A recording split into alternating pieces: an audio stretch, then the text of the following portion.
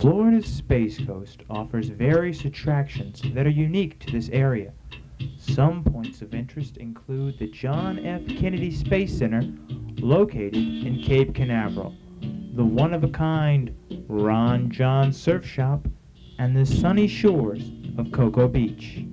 However, the most curious local fascination is the 100-foot concrete dragon that rests on the southernmost tip of Merritt Island, where the Banana and Indian Rivers meet.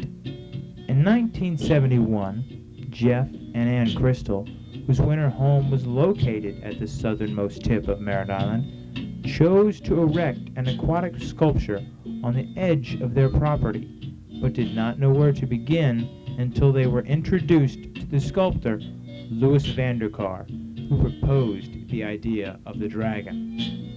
Vanderkar, a member of the Royal Order of Warlocks and Witches, claimed that prior to meeting Miss Crystal, that he had two prophetic dreams in which a dark-haired woman revealed that he who harmed the dragon would have the foulest of luck, and a third dream in which the woman instructed him to build a dragon like a boat, build a dragon that will float. For 6 weeks, Louis Vanderkar, Jeff and Ann Crystal, their 4 sons, and friends of the family helped build the dragon by constructing and coating a rough steel frame draped in chicken wire with concrete. However, a handful of local residents, fearing that the dragon would devalue their property, spoke out against the dragon's construction. The public reaction to the fact that a dragon was being built in our community was dependent on how far away from the dragon you lived. Actually, the only reaction that I knew of that was negative were 1 or 2 of the residents of the point. Still, citizens protested that this unusual piece of architecture violated zoning ordinances and required a building permit.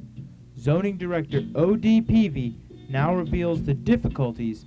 When we first received complaints of a dragon being built on the tip end of Merritt Island, it's a little bit of a shock because we had had complaints about everything in the world but not a dragon. The structure that was being complained about fitted no form of residential construction, accessory building, or a building for occupancy. In discussing with the builder,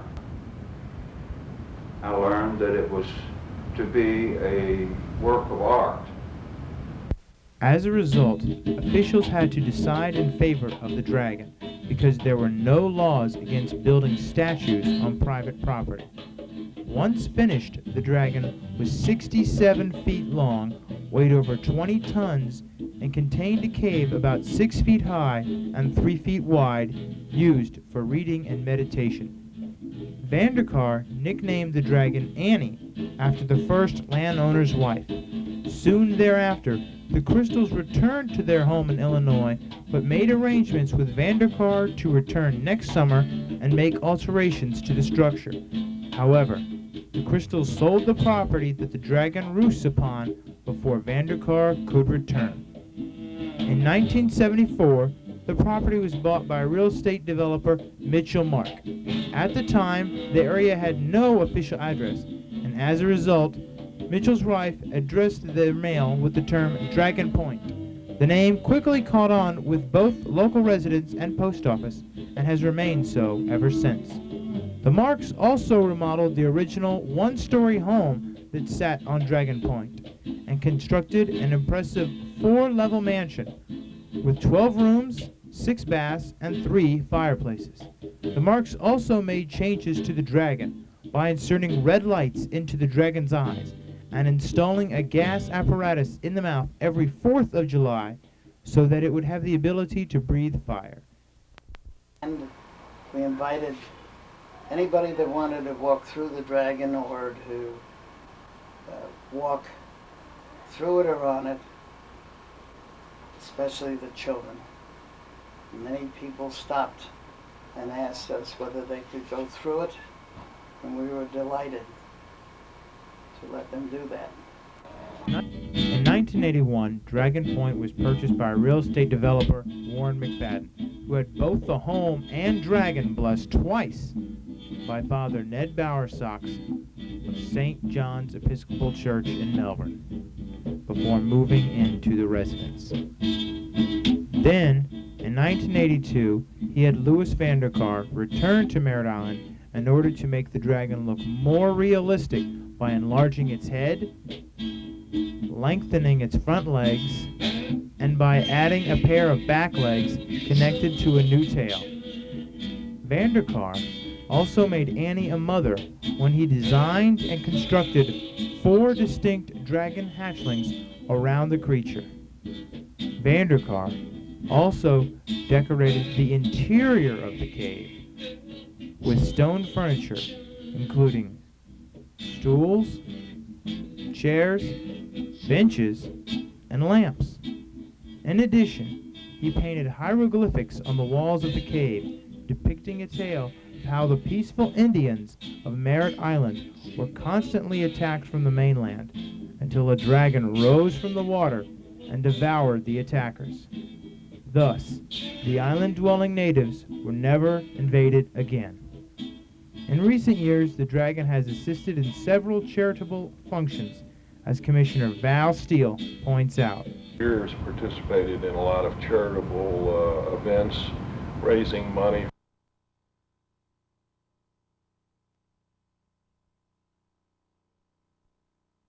A vehicle to do it. During a fundraiser held at Dragon Point to benefit the American Cancer Society, Annie was renamed Hope, and her hatchlings were christened Joy, Sunshine, Charity, and Freedom. In 1988, Vanderkar returned to the Dragon one final time to replace 2 of the hatchlings and add a ladder inside of the cave, leading to a new sunroof that could be used for private tanning. Vanderkar also designed a prehistoric couple known as Fred and Wilma directly behind the dragon. After Vanderkar completed his work, McFadden added his own finishing touch by having a new coat of paint applied to the dragon.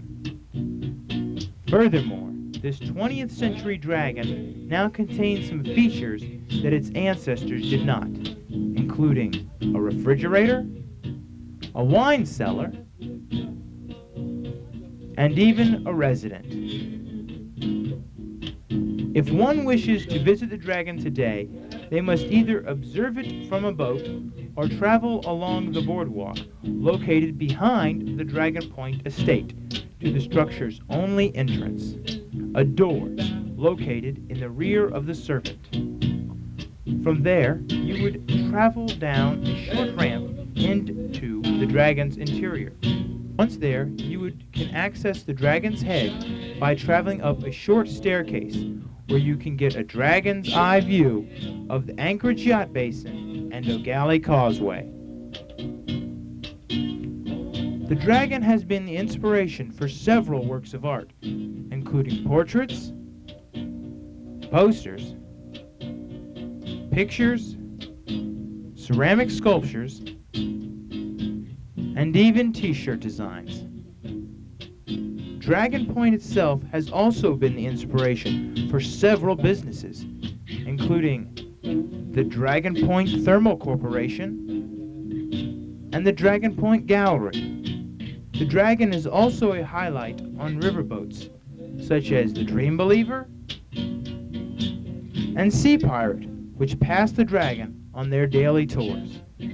Over the years, the dragon has proven its worth despite an unfavorable beginning and found a place in the hearts and imaginations of those who have beheld her.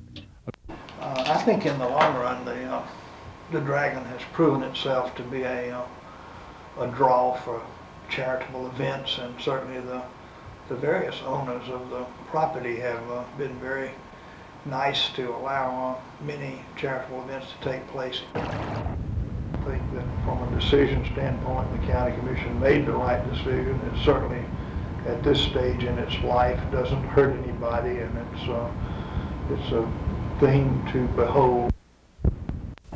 Another positive opinion is that of County Commissioner Lori Wilson, who feels that the dragon has been a delightful addition to our community. A minor local amusement, and it's been a curiosity showpiece for a number of years, and I think it's sort of cute. Unfortunately, years of weathering have taken their toll on this unique landmark, and now it is in desperate need of repair. As a result, no one can say for sure what the future holds for the river dragon.